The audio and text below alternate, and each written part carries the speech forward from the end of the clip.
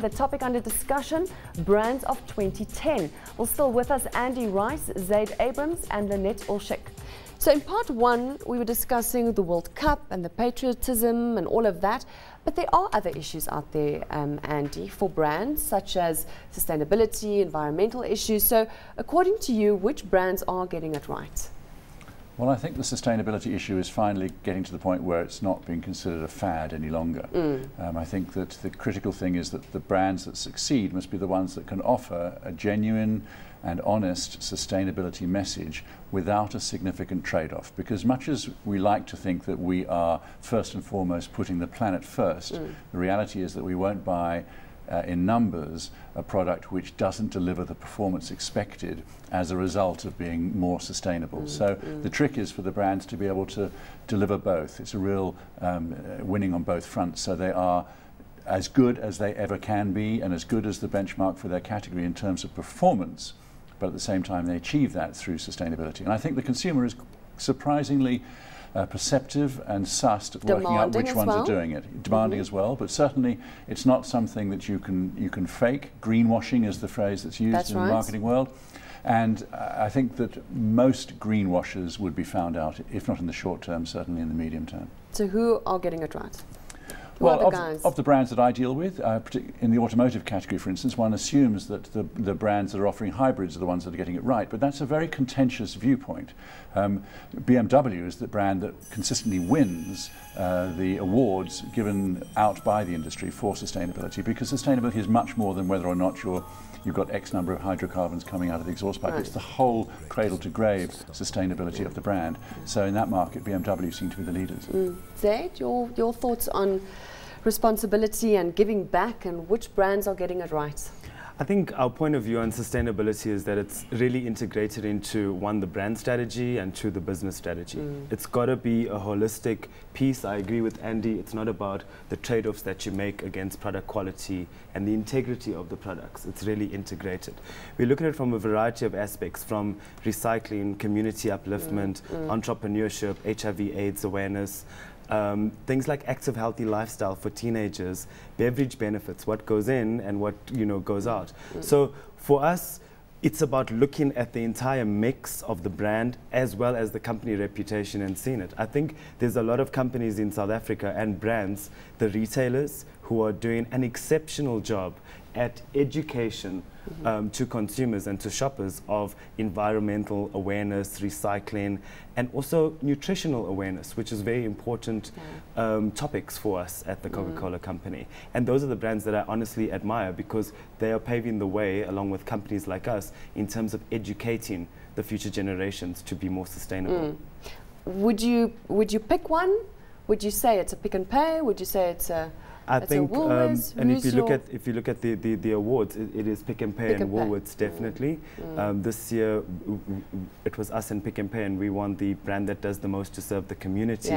But Pick and Pay has done an awesome, from a social point of view, and then Pick and Pay for me is the one that does the most really in terms of educating in the space of wellness and well-being. Lynette? Sustainability is one of our key 5 pillars of the brand, but also in the sense of South Africa not just being a one-hit wonder with the World Cup or with the Rugby World Cup, but that we can continue to perform, that we can continue to be successful in what we do.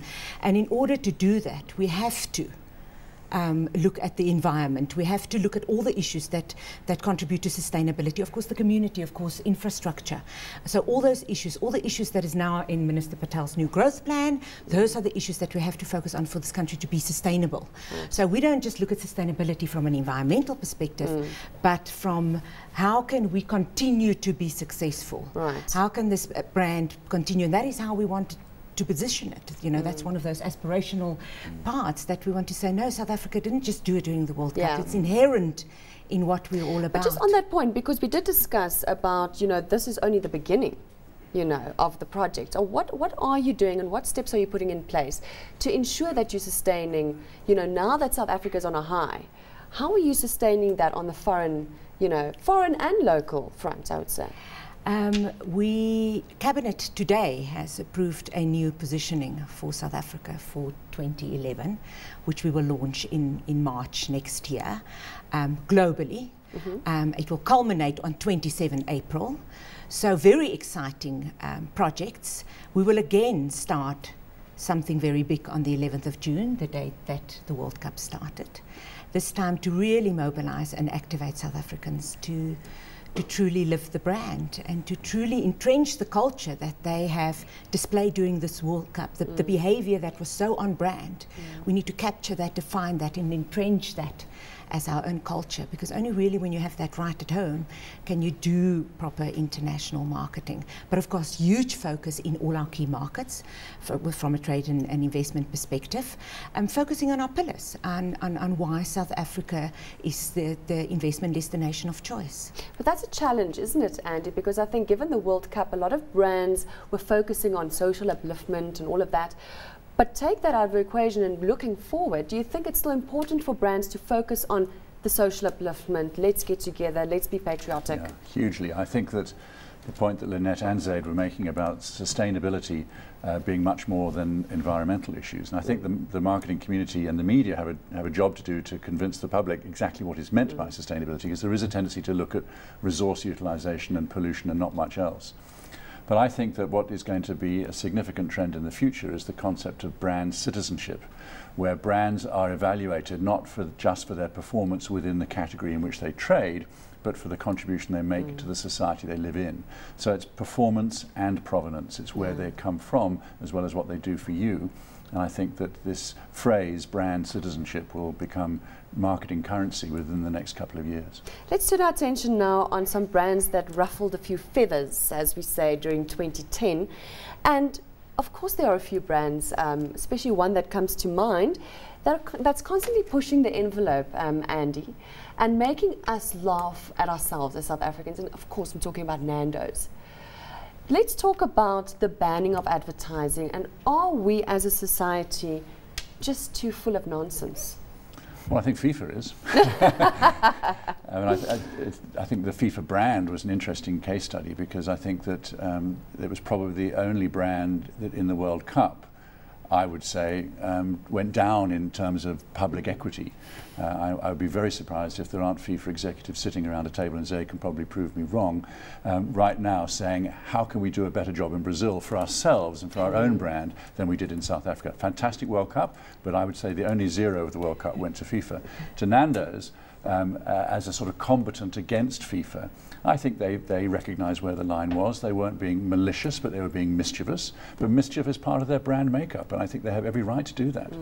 On that point, your thoughts on FIFA and being a partner in the World Cup. How was your experience dealing with FIFA, Zayd? Very collaborative from a very early point in the relationship. So literally from the time when South Africa was awarded the right to host the FIFA World Cup for 2010, started the collaborative process, and the same is going on in Brazil. So for us, it is about understanding what the FIFA rights are as one of the, the premium global sponsors, and also pushing the boundaries in terms of what is it that we wanted to do. So Zakumi, launching Zakumi in partnership with FIFA is not a right, it's something that we worked on with FIFA. Bringing the trophy to the country is something that we worked on with FIFA. So where we really leveraged the partnership was, how do we take things that ordinary South Africans are not going to afford? That's what we wanted to do, and that's what we wanted to partner with FIFA on. Things like youth development in the football fields. So not necessarily the things that we would have seen on the headlines or on TV, but more just our underground community upliftment initiatives. Yeah. Let's wrap up this year. Let's wrap up 2010 with asking, what was your best campaign for 2010, Andy? Minnie's Mirror Socks. An idea that was confined to a relatively small brand. Started on a deliberately counterintuitive proposition, because Minnie is the iconic English brand and seen that way worldwide. And they announced at the start of the campaign, here's one brand that's not going to support England in the World Cup. So it already started with that nicely controversial thing. And then by kickstarting the Mirror flag socks, through making them available initially only through mini outlets, they actually started a national cult. Brilliant. Zayd? I'm not going to talk about Coca-Cola, although I would mention the song. But I think what a variety of companies pulled together to do post the FIFA World Cup was really phenomenal in terms of keeping the spirit alive in those weeks and 2 months after the World Cup fever. That for me is something that we were very passionate about, and something that I think everybody pulled together to make sure that we kept the flame and the spirits alive. Yeah. I love the Alan Gray advertising. You know, it's just wonderful. From a marketing perspective and from a closet creative person, and they won lots of awards with that. James Dean, you're talking about the James Dean ad. Yes, I just think it's great. It just shows really what South African advertising industry is capable of. Well, thank you very much. That's it for this year. Thank you, Andy Rice, Zayd Abrams, and Lynette from the IMC. Thank you for joining us on Media and Money.